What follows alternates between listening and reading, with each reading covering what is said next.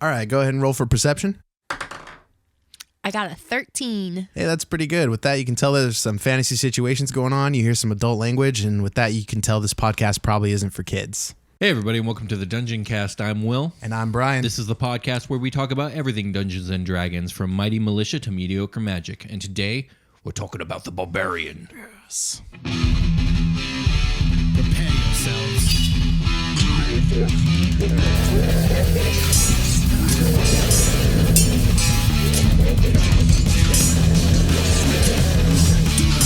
I cast Fireball.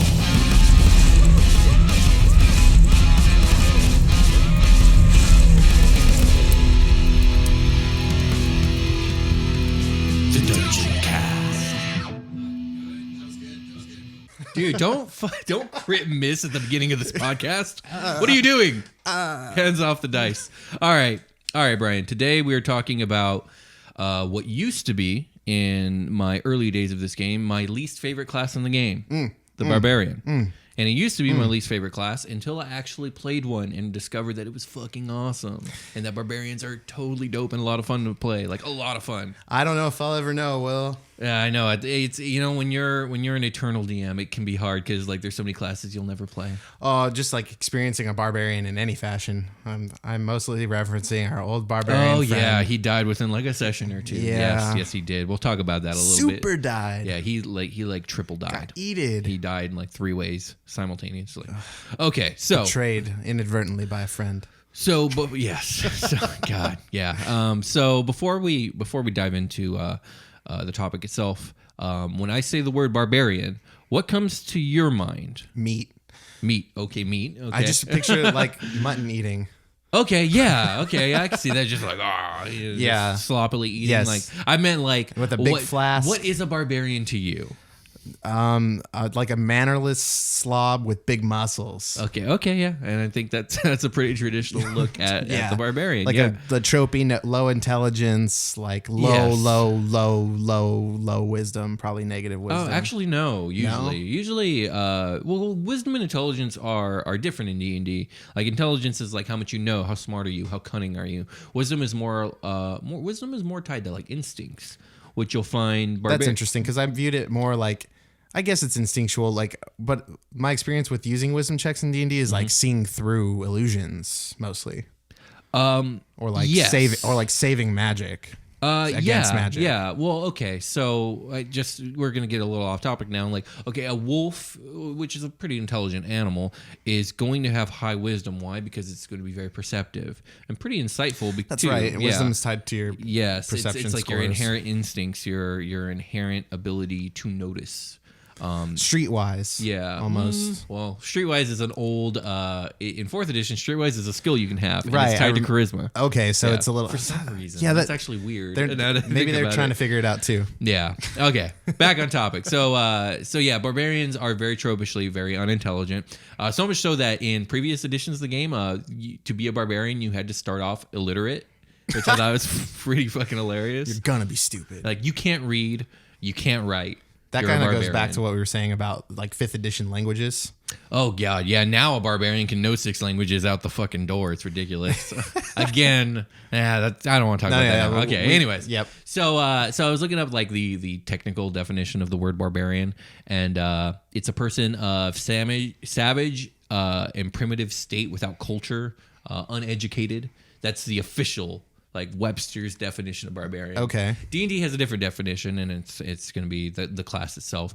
And in D&D, a barbarian is a person or society, people that reject society and embrace nature, instincts, physicality, and ferocity. Buff anarchists. Yeah, buff anarchists. There we go. Not from the land of Barbara. They don't like cities. They consider people who've come from cities weak. They consider like civilization a weakening thing. Yeah. And they liken themselves to the animals. Don't you see the government cripples you? Yeah, exactly. Work out with me. Yeah, there we go. That's a great barbarian. I like that. Okay, so in D&D... The institution is blind. Lift these logs. The most thoughtful damn barbarians. All right, so barbarians are warriors. They're primal warriors. Yeah, I see, like, mostly axes. Big axes. Yeah, you'll definitely with a barbarian. You're usually going to have like two-handed weapons, and the axe is probably the most famous one barbarians are wielding. But my barbarian wielded a greatsword. Cool. And you know, there's mauls and whatnot, and not all barbarians have to hold two-handed weapons. They just, those types of weapons seem to shine in the hands of a barbarian. Yeah. But one cool thing is in 4th edition there was a build you could go where it was a dual wielding whirling barbarian. Whirling, whirling. They did a lot of like close burst kind of damage around them. Because they would area spin. of effect, or yeah, that technically is an area effect. It was like, okay, so pick everyone within 5 feet of you would take some sort of damage. Yeah, that's fucking awesome. It is really cool. Fucking Diablo style. Okay, so the concept of the barbarian, according to Gary Gygax, he was super inspired by Conan the Barbarian. Yeah, definitely. Which Me too. I think is funny. Nice. Which I think is funny because Conan, despite barbarian being in his title, is actually very unbarbaric. We'll get to that in a second. I find that the barbarian is much, much more likened to the Berserker from old Viking, not mythos, because they were real. They were just crazy people. Yeah, man. And I say that because barbarians in D&D are known for going to a state of rage. I mean, not only are barbarians known for that, that is the staple feature that barbarians get through all editions. It's a mechanic. It's a mechanic. Called rage. They go into like a trance-like state called their rage, and they go berserk. And berserkers, that's exactly what they did. I just love the concept of like the consequence of using your rage is levels of exhaustion. Okay. It's like, fuck. There is and there isn't. So I was so mad. I was just now so I'm so mad. tired. Now I want to sleep. I just want a snack and bedtime. So in the current edition of D&D, barbarians don't get the exhaustion unless they go down the berserker path and go into a frenzy. Oh, that's right. Which we'll get into later. Icarus was that, yes, right? he was that. Okay. So and berserkers were known to not wear any armor or shields, and as a matter of fact, the word berserker means I think it translates to bear of shield, meaning not having of a shield, because they were crazy people. Oh, for a second I thought you meant like the animal bear of shield. No, I pictured something really crazy. I'm not going to get into it. Yeah, Let's keep not moving that. so we don't go off on that. Without a shield is basically what it comes in. Like Bear, no shirt. Yeah, BARE of shield. No shirt. No shield. Which barbarians in this game they get unarmored agility or unarmored defense, one of those. Either way, they get to add their constitution on top of their dexterity to their armor class. Oh, while nice. weather no armor or light armor. That's cool. It might be like naturally. Like no naturally they are. This is the tankiest class in the game. Yeah, is that considered like natural armor? Like how meatiest of boys. When a creature has like natural armor, is that like what into the? No, the natural armor on a lot of monsters and stuff is because they usually have a thick hide. Okay, the constitution well, that's what bonus, I mean. Is like the constitution bonus that barbarians get is that they just take more abuse. Like it's their not skin that their isn't skin hard or is anything. hard. They're just eating that damage. They're eating that damage. I mean, we're talking. This class has the biggest HP pool in the game. They got a D12 hit die. And if you take the toughness feat, dear Jesus, you're getting a lot of HP. Okay. So I want to talk a little about Conan the Barbarian, but before we do that, he certainly looks like a barbarian. Yeah, he's definitely depicted very barbaric looking. The two main things I've noticed when it comes to Barbarian, specifically in 5th edition, is their features tend to come in two different flavors. Okay. One, either like physicality or athleticism, or raw basic instincts. And each feature that they get kind of represents one of those two things. Those are the two things that represent the barbarian in this edition. Cool. Okay. But let's talk about Conan for a second here, because I said I think it's really funny that Gygax based his off of Conan, who he apparently was a big fan of since the 50s. Just because Conan is not very barbaric. Like, he is incredibly skilled. Like, okay, so he comes from like old school, like Pulp Fiction type of, like, you would read his shit in magazines or in like little paperback novels, and like I've read a lot of books like that, and they're fun and they're cool, but one of the horrible tropes from those books is like the protagonists of those stories are like, they're flawless. There's nothing they can't do at master proficiency. They woo all the women. They speak all the languages. They're the strongest, bestest, coolest. And Conan Barbarian is guilty of all those things. He's the strongest, bestest, and coolest? Yes, he's all those things. He's the bestest, coolest, strongest dude. And manliest. There's just nothing he isn't the estest of. Slow down. Slow down. My heart. So he was very skilled. He was chivalrous, which isn't really a barbaric trait we usually see. It's not the first thing that comes to my mind. He was a strategist. He's a tactician. He speaks a plethora of languages. And I've seen him wear armor. I'm just saying. So, that being said, I think Conan Barbarian's awesome. I just don't think he's actually a barbarian. It's a little off. Yeah. It's derived from Conan in some ways. Yeah, I mean, I think the things that the barbarian class take from Conan are the images that we see of Conan where he's in a loincloth with a giant out weapon. On the rock. Out on the rock. Jetty with the he fucking waves explores the crashing. wilderness. I would say Conan has a certain affinity for nature to a certain degree. He definitely tames wild beasts, and he's definitely out in it. Conan has this is something, and I don't see this a lot in Barbarians, but it's a trope that I super like, and it's that Barbarians and magic are super opposite. Conan hates magic. Yeah, he deals with it, but it's bad. He deals with it, and it's almost always bad, and a lot of his antagonists are magic users, and he hates magic. And I kind of like that in Barbarians. I think it used to be a thing in some previous editions. I could be wrong on this, where the Barbarian was specifically anti-magic. Okay. Well, you'll find in a lot of earlier editions that roleplay was really restricted. And some people like it like that. And that's categorized. Fine. If you want to be a barbarian, you get these things and you lack this thing. Yeah, like in 3E where your barbarian is illiterate. My barbarian in my head isn't illiterate. I don't want him to be illiterate. You had to spend extra points to not be illiterate. I think that's lame. But okay. Yeah. But moving on. So nowadays it's not like that.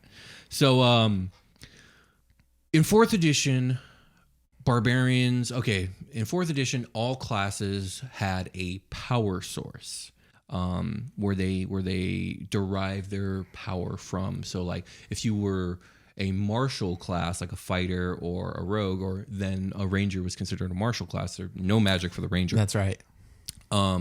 You derived your power from your martial skills. Okay. Training, yeah. Arcane things were like warlocks and sorcerers and wizards. Divine things were like paladins, clerics. There was an avenger class and an invoker class. Barbarians fell under a power source called primal, where they evoked the powers of nature. Okay, yeah. And so this rage was considered almost like a bestial power. Yeah. And it's funny, more like an animal, less like a tree when we talk about nature. Yes, more like an animal, more like a predator, right? And less like a tree, yeah, right? Definitely. Okay. And it's the first time I've seen that with the Barbarian, and it carries over to 5th edition with the Totem Warrior, which we'll get into. Right on. Okay. So let's talk a little bit about the things that make the Barbarian a Barbarian across the editions. And the first one, let's talk about rage. Which we're talking about the most staple thing. Barbarians enter a state of rage. They can do it X amount of times a day, depending on your edition. And usually it's going to boost things like damage. It's going to boost things like your resistances to damage. It's going to maybe give you advantages on certain checks and whatnot. Cool. In 5th edition, you're going to get a flat damage boost, which goes up with your level. You're going to get resistance to all slashing, piercing, and bludgeoning damage. And this is a level 1, by the way. That's pretty damn good. That's you're gonna really take good. some of that. That's probably the primary source of damage being dealt to you, are those types. It really is. And it goes on to further state, or it doesn't state specifically non-magical or magical, so it just covers it all. So even if that piercing or slashing is magical, you resist it. Wow, yeah. That's pretty damn good. Yeah, and for the Totem Warrior Barbarian, the ability to take damage increases even more, which we'll get to. Another thing you get advantage on all strength checks and strength saving throws while in your rage. Nice. Really nice. I think that's about it for the rage. You also get your unarmored defense, which we talked about. You stack your constitution on your dexterity, so you don't have to wear armor. Although you can. The barbarians can wear armor. Will it take that charisma off though? Constitution. Or and yes, it will. Barbarians can wear light or medium armor if they so choose. You can even have a shield now, I think, which is, you don't. It makes sense. Like, not all barbarians again are two-handed wielders. Like, if you look at the Vikings, they had shields and they were considered barbarians back in the day. Cool. So, yeah, there it is. Let's see. We talked about how the hardiest guys in the game. Do you have any questions so far? It's more of a role playing aspect to me because like there's this idea of the barbarian being an idiot all the time. Yeah, and like now it seems like 5th edition kind of wants to round out their classes a little better in terms of that. Like if you want to be a smart player that is a barbarian, it seems like it's more probably possible. Not it's probably shouldn't be your first choice, but if that is what you want, it is possible. Yeah, which I like. I think it's really cool. And I was actually watching a podcast on 2nd edition the other day, and one of the things that the gentleman who was talking about it was touting about 2nd edition was how none of the classes stepped on each other's toes. Like the only person who could stealth around was the rogue, and the only person who like could do X was X class. And although that is really cool, and I understand the appeal of that, because like sometimes it does suck when characters are stepping on each other's toes. I do like that in 5th edition you can make any class. You can explore that class. You can make it something else. You can do things with it. Yeah, and I think be what that's you want it to be. Yeah, and that's not to say I think that 5th is better than the 2nd. They're different games, but yeah, you're right. Like you can make an intelligent barbarian. I think that's a cool idea. Yeah, so because like I was thinking, so we're basically mostly going to talk about 5th edition for this. Yeah, this is a 5th edition podcast. Yeah, so in terms of like my questions, it's more like when you have a barbarian that you want to build, like one of the things was, are they going to be an idiot? Like they can be. They can't. Well, of course they can be. They're more apt to be an idiot. Like how the rogue intelligence is going to be your most common dump stat. So so it's just like how when you're a rogue, you want your dex to be high. You know, like that's why. When you're a barbarian, you want your attack stat to be high. Most barbarians is going to be strength. You could be dex based totally. Yeah, I feel like the fighter dex is really overpowered in this game. The fighter is like the middle ground between the barbarian and the rogue. So. You can go because you can go either way. Yeah, like you can put. I dumped all my stats into dex. It's funny that you say that because Conan is more of a fighter / rogue. Yeah, he's like a champion fighter or something like that. He's a thief. He steals. Like he sneaks. Barbarians don't usually do that shit. Yeah, they steal, but they rob you. They don't fucking just like pill. They don't like they mug you. They mug you. They beat the shit out of you. Which that's another complaint about the old school Conan stuff is like they would talk about the horrible things he'd done, like he was a pirate and pillaged all these things. But whenever you actually see him in action, he's the most chivalrous, like knightly dude ever. So it's like they tell you, but they don't show you the horrible things. Like I don't know, because they want you to be on board with this guy. Yeah, exactly. Yeah. Who might secretly be a dick. Yeah. So barbarians. I was picturing what. Tell me about like. Not using a weapon, like what is it called? Brawlers with their fists, unarmed strikes. Yeah, I've seen that a lot. There we go. That's what I was reaching for. To do it effectively, I think you would probably have to take the Tavern Brawler feat, which is a dope feat. I love that feat. You know, God, I want to roll a barbarian now. Tell me about this Tavern Brawler feat. I don't know too much about it. I just remember reading it and be like, wow, that's really cool. But it like boosts your ability. It boosts your ability to use your fists as weapons and also just inanimate objects around like you as chairs. weapons. Like literally your tavern. Okay, That's the barbarian I want to run. Glass bottles. He doesn't need weapons. He drinks, he fights with his fists, and he kicks ass. So I was thinking about like to give you a picture, somebody with like long arms like Digo. Just with some nice brass knuckles on. Yeah, God, that'd be so scary. Just some buff dude that's just gonna. You could do that. Not Digo. Like I was. Digo, but you've seen Full Metal. Digo is a bugbear that is in one of our games that we're playing. For those who don't know, he got some long, beefy arms. Yes, he does. What were you saying? Street Fighter. I think you mentioned Street Fighter. No. Dudley from Street Fighter reminds me of it, but also Full Metal Alchemist Brotherhood. Oh, Full Metal Alchemist. What's his name? Oh, Armstrong. It's Armstrong. Fuck yeah, How did Armstrong. I forget his name? Yeah. Armstrong. I noticed that when I'm doing the show, I'm reaching for names, and I'm like, wait, that's not a D&D thing. Yeah, that's all good. But what about Armstrong? that. Yeah, Shirtless yeah. Armstrong. Oh, yeah. I want to run Barbarian Shirtless Armstrong. Yeah, and why wouldn't you? Because that's fucking spectacular. Fuck yeah. Yeah, no, you could totally do that, and it'd be dope. I would take the Tavern Brawler feat, but you don't have to. I just want spiky gauntlets. Yeah, I mean that would take some homebrew, but not a lot. Like it'd be very easy to do. I think it'd be a lot of fun. I love homebrew. Yeah, homebrew. I'm into it. Yeah, it's super fun. All right, so one thing I want to mention this because it came up in my head, and it was you were talking about you want to do a smart barbarian. Well, like not I want to. You want to, but you could. Yeah. And okay, so the barbarian that I played was he was actually a hybrid barbarian warlord from 4th edition, and he was so much fun. His name was still Velthonus, and he was badass. Cool. And he was a tactician and a warlord and a strategist. That's what I mean. And like a barbarian could totally be that. Yeah, fighters are rarely like people that fight are rarely like complete fucking buffoons. You need to be able to like manage yourself. Yeah, but generally speaking, the barbarian is to the fighter like the sorcerer is to the wizard. Like the wizard is studied and skilled and educated. The fighter is, he's studied and skilled and knows technique, while the barbarian uses raw primal emotion skills and primal instincts to fight. That makes more sense because your primal, like a wolf isn't necessarily like smart, but a wolf's not like an idiot. It's a survivor. It's a contender, definitely. Yeah, man, you don't want to like cut its brain power short because it's out there doing the most in the woods and shit, making a life for it and its ilk. It's surviving. Indeed. So I'm gonna think of the barbarian and like wisdom more like that from here on out. Then. So I want to get into the mechanics that we haven't covered yet, but before we do that, I think it's time for a short rest. Because we've been lifting all these logs. We're so tired. I've just been raging this whole time. Shit. I haven't told you, and I'm exhausted. How many levels? 2 levels. So let's rest. I need a rest. All right.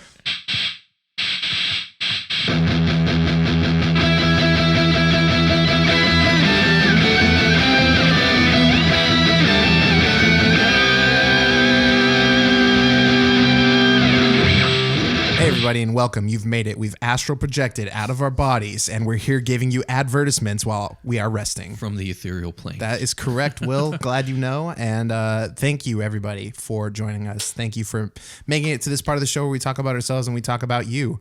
So thank you guys. Thank you everybody for listening. Thanks for getting out there on the Twitter. Thanks for getting out there on the SoundCloud and all of the app. Yeah, thanks the for apps listening. that give you podcasts and giving us some listens and some likes and stuff. Our YouTube is hungry for likes and subscribes. It is. Please get out there. Our iTunes, it needs your 5-star ratings. Please leave us a good show or something. If you're listening to us on that iPhone, on that good iPhone, just get in there. Leave us a little word of... we could definitely use the reviews. It would really help us out. But I mean, most importantly, we're just happy to be doing this and that you guys seem to be enjoying the show. And if you're enjoying the show, spread the word. That would be definitely better than anything I've said so far. Yeah. As a matter of fact, it's so good that I'm launching a new contest, which I'm announcing for the first time here. It might be preempted by an announcement on Twitter because of the way things line up, but we will be giving away custom Hero Forge minis. And for those of you who may not know what Hero Forge is, you should go check it out, heroforge.com. I have ordered a plethora of minis from this place before, and they're really cool. You build them yourselves, and you can tweak them and get them custom to whatever you want for whatever character you're rolling. And they're pretty affordable, I would say, for custom work. Yeah, they're very affordable. Oh yeah, they're palettes, pre-made palettes that you can like tweak and customize to your liking. So it's not like completely. It's just like a video game. Yeah, like build a character. It's like building a character. They cast it out in a material that you choose and. There you go. And we'll be giving away 3 of the ultra high definition plastic minis, which I love. I think they're great. And the best of both worlds. The way you enter the contest is real simple. You just need to tweet out to your followers a link to our podcast with the hashtag Dungeoncast. I will catch it. I do promise you. And you will be entered in the contest. We'll be giving away 3 minis, so you have 3 chances to win. And I think we'll run this contest until 4th of July. That sounds good. Okay. By the time this launches, that'll be like a month and a half, 2.5 months. That's pretty good. So 4th of July, I'll be announcing the 3 winners. Be knee deep in some summer Hero Forge minis. That's right. You heard it here. Get your Hero Forge minis on. Tweet a link out to our show, #Dungeoncast. You can find our show on soundcloud.com/Dungeoncast or anywhere you can download podcasts. Find our show on youtube.com. Just search the Dungeoncast. Take a look in there. We've been doing a lot of work on our video stuff. And we got anything else? No, I think that's it. I want to talk more about the Barbarian. The Barbarian. Barbarian. Did you catch my they're not from the land of Barbara joke earlier? No, I did not. Anyway, let's go back. All right. Let's go back into our bodies. Back into our bodies. Away from hopefully the exhaustion was worn off for you. Here we go.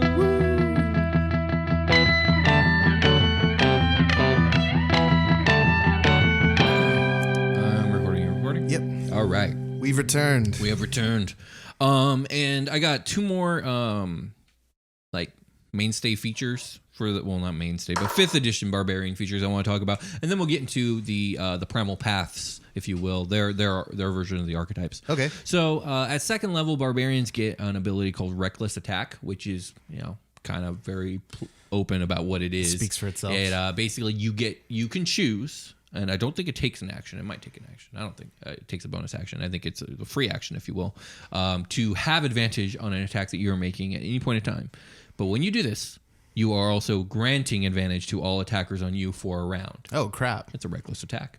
So it's a gamble, if you will. Sounds good against one enemy versus many, because there's really high chances. Yeah, that's true. That is really powerful against a single target versus if you're surrounded, you don't want to do that. So, right. Yeah, I mean, it makes sense. And having advantage is very powerful.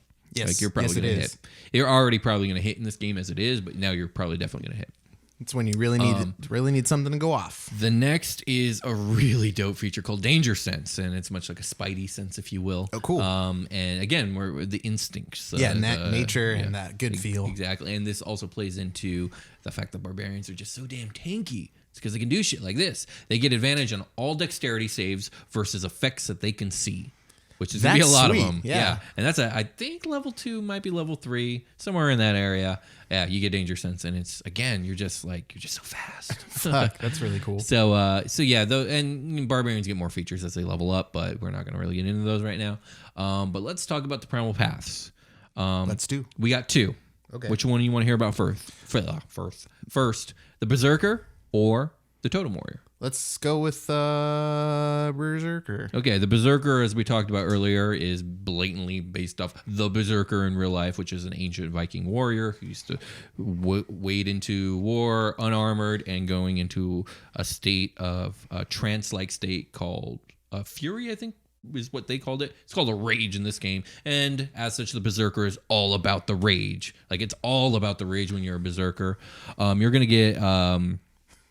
Okay, so number 1, you get extra special rage. You get a rage on top of your rage. It's called a frenzy. And fucking Inception.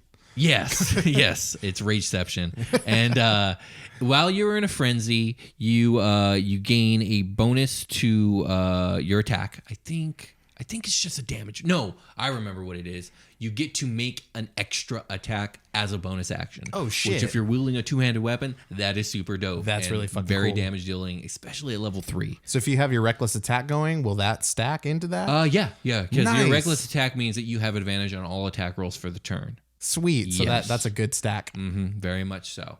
The drawback of going into a frenzy is when you are done, you will be at 1 level of exhaustion. Exhaustion is bad. Exhaustion is bad. It's like a walking failed death save. Kinda, yeah. It's you're gonna get heavily inhibited, and if you get to a certain level of exhaustion, you will die. Yeah. I think there's 4 levels of exhaustion. This only knocks you down 1, and I think you have to take a short or long rest to kind of stave it off. It might be a long rest. So what am I getting it right? If there's 4 levels of exhaustion, that means if you rage again after that, you die? No, Or is that no? How does that you work? would have in order to die from frenzying, you would have to frenzy 3 times. Is that right? 1, 2, 4 times. Because if you reach level 4 of exhaustion, if you die? frenzied a 4th time for some bizarre reason, the second that frenzy's over, you're dead. Yeah, your heart just pops in your chest. Your heart explodes in your chest. There it is. That's how it goes down, and you die. Your friends are just like, what? You will also get so tired he died. Immunity, or not immunity, resistance to all damage except for psychic damage, which isn't that common in the game. So yeah, isn't there some unearthed arcana that's I'm sorry. Trying to Berserkers don't get that. Scratch that from the list. The other path gets that, but we'll talk about that later. Okay. The Berserker gets immunity to charm and fear while they're raging. Oh, that's cool. Which is handy, I suppose. Yeah. And not too uncommon. I think in fear can really fuck your day up. Oh yeah, definitely can. But I think it's pretty much pretty par for the course when it comes to the Barbarian raging being immune to charms and fears. I was actually surprised they don't just get that. Apparently, I have to be the Berserker for that, but whatever. And then later on, you get intimidating presence, which is actually really weak to me for such a high level feature. Basically, you can choose an action to strike fear into the heart of a single target, and they're feared, which is cool, but it costs an action. I'm just like. Like in a combat, that's not great. In a roleplay situation, that's cool. But I just at level I think you get that at like level 18 or maybe 14, somewhere in there. It's a little underwhelming. It's a little underwhelming, but I mean, whatever. You get a frenzy, so you're pretty fucking scary. Yeah. So the other path is the That's so weird. Warrior. You seem a lot meatier as a barbarian earlier in the game than later. Is that like I'm sure you're meaty later, probably like most comparatively games, to other level 1 to 3 characters, it seems like you've got more to work with as far as like turning off like damage against you and things like that. Yeah, well, I mean, the Barbarian's the tankiest thing in this game. It's tankier than even the Paladin. Right. The Paladin's a pain in the ass. Being tanky, that makes sense. Being tanky is really good really early because everyone's squishy. Yeah, I mean, it's good throughout the whole game, though. Yes. And okay, so the Totem Warrior it's based off the idea that you are a warrior who is tied to nature and trying to immerse yourself in nature so much so that you take on a spirit animal or a spirit totem. And you actually, I think you're supposed to, in roleplay, in the world of roleplay, have an actual totem that you hold on to. Oh, shit. In that it's not like an arcane focus or druidic focus or anything, but like for roleplay purposes, you're supposed to have done this to gain your spirit totem. Okay, cool. And in the player's handbook, you have 3 animals, which you have to choose at the beginning which animal you're going to be. But there are 3 spirit animals that you can have. One is bear, the other is eagle, the other is wolf. I think I've read a lot of a little bit into that. Like they do certain things like as far as boosting your stats or something like that, right? Yeah, they'll have different effects. With like the bear is very tanky. I think the wolf has like kind of like your survivalist tactics and survivalist and type like, stuff. Your like nature checks are higher, like for tracking and stuff like that. I think so. Yeah, it's a little rangery, and then the eagle one is more about perception. Yeah, vision and perception, and then in the skag, I think they also have there's the tiger and the elk.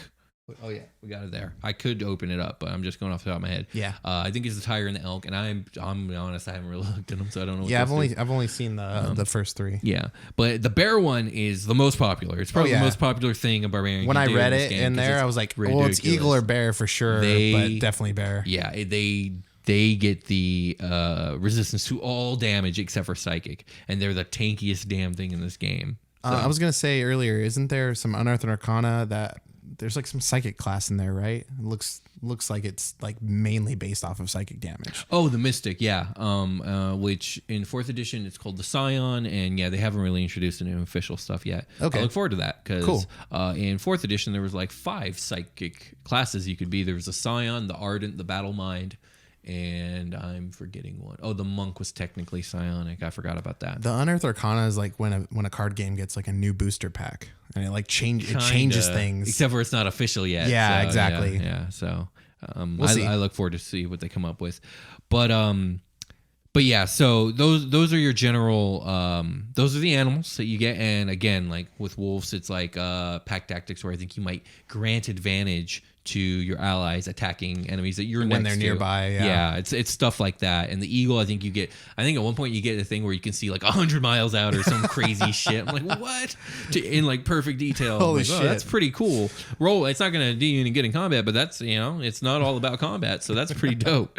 But yeah, it's so unnecessary. So the Barbarian's like this nature warrior, which I like it because it's cool. Like, I can see people. Yeah, like, I know, right? In the Los Angeles skyrise, you're like basically chilling. You got that Superman vision. Fuck. I like it because even though it's still a nature warrior, it's so very different from the ranger, and I like that. I think it's cool. So that's that. I mean, that's the basics of the Barbarian. Brian, Barbarian. I don't know if there's anything else you wanted to know. Get that eagle, get that supervision, and then a psychic person will grab you by the head and like make you look at the sun with it and super blind you. that would be horrible. Can you imagine that vision on an Aarakocra Barbarian? Aarakocra is already a bird, so it makes sense to go eagle, right? Yeah. And you could fly up and just see. Maybe that was gonna see it all. Maybe that's an alt universe Icarus in the future where he gets his wings, he earns his wings back, he flies, and he can just see fucking everything. Yeah, that'd be pretty dope. Like who needs a fucking scout? Are there barbarians with bows and arrows, like range barbarians? I don't see why you couldn't. You'd have to have check, like a big meaty bow. I'd have to check the proficiencies. I don't know if a barbarian gets a proficiency in bows. Okay. But I mean, barbarians in human history are actually very well known for like bow on horseback. Yeah. So why not? I mean, barbarians got to hunt. Makes sense. I usually see barbarians with like spears or axes. Those are the big two. I could see a barbarian throwing a spear, like a real also tasty hammer. spear with like extra prongs coming out of it all the way down. That'd be pretty fucking cool. But yeah, like, can they? Yeah, sure. Is it normal? No. And do the features like lend themselves to it? No, not really. Okay. The features, I think, rage is specifically about melee damage. So like, there goes your range stuff. Cool. Why, if you're gonna be a bow user, why choose barbarian? You know? Yeah, what I mean, you could be a fighter. That's kind of the flavor of the game. Is like, or a ranger. Dude, pick something else. You don't. If you want to use a bow, you don't want to be a barbarian because that's not the way they set up the game. Yeah, exactly. But if you do, because the possibilities are actually limitless, you can figure it out, right? Yeah, sure. Of course you can. And I do it all the time. Like a class is always just off on like what I want it to be. And so I'm always like, well, what if I multi-class this, or what if I reflavor that? And then after I fucking workshopped it for like 2 hours, it's like, I got it. Now I'll never play it because I'm always a dungeon master. but yeah. So do you got any more questions about barbarians? Do I? Oh yeah, like what do they look like? What do barbarians look like when you role play as barbarians? It really just depends. I mean, can you have like when I picture a barbarian, I always picture He-Man. I always just picture big buff dude, loincloth. You're done. That's all you need. But realistically, barbarians can come from all types of life, like all climates, if you will. So because like dwarf barbarian, like a little guy, you know, 4 foot dude, just like fucking just are they always jacked? I mean, it's very traditional because they have to have high strength and constitution usually. So, but you can be dexterous. Cool. You can be dexterous. So, you know, doesn't really make sense though. Like, no, you could be use a light weapon. Yeah, exactly. Dual wield it, even though like the features aren't necessarily great. They're still totally workable, and just all dex. So check this Your out. AC would be really good. Yeah, that would be cool. Like you could have an 18 AC pretty early in the game barbarian. without plate. Like just your bare chest. It's like, damn. And you could take like a toughness feat. Yeah. Like, oh God. Yeah. So yeah, you obviously check this out. Okay. Master Roshi. Okay. It's just this old ass man. Yeah. You're just an old ass man, and you're looking frail, and you're walking around with your walking stick or whatever. I don't know if you got the turtle shell on. I don't know. Yeah. Probably not. Okay. But then, like, first level rage, boom, buff Master Roshi. Right. Okay. Fuck yeah. Yeah. There you go. Yeah. I guess cool. Master Roshi's a barbarian. You know who I was thinking about it the other day, and I was thinking about like, what if I built this character in D&D? What class would they be? A Wolverine. I used to think he'd probably be a fighter, but I was like, no, he'd be a barbarian. He's incredibly instinctual, but he's not quite a ranger. He can hunt. Yeah, has he's not his really berserker barrage. Yes. Like he goes into a fury state. The dude's angry all the fucking time. He can eat the damage. He can eat the damage. Like he's very tanky. Like basically no damage. He's very hairy and barbaric. Like Wolverine's a barbarian. The only damage Wolverine takes is in his mind. And he's susceptible to psychic damage. There it is. You heard it here. And Magneto. Wolverine is a barbarian. But I think we're done. Are we done? Are we done? I think we're done. Are we done? I got nothing left to talk about. Unless you got more questions. Call it a game. We're going to call it a game. You guys have a good one.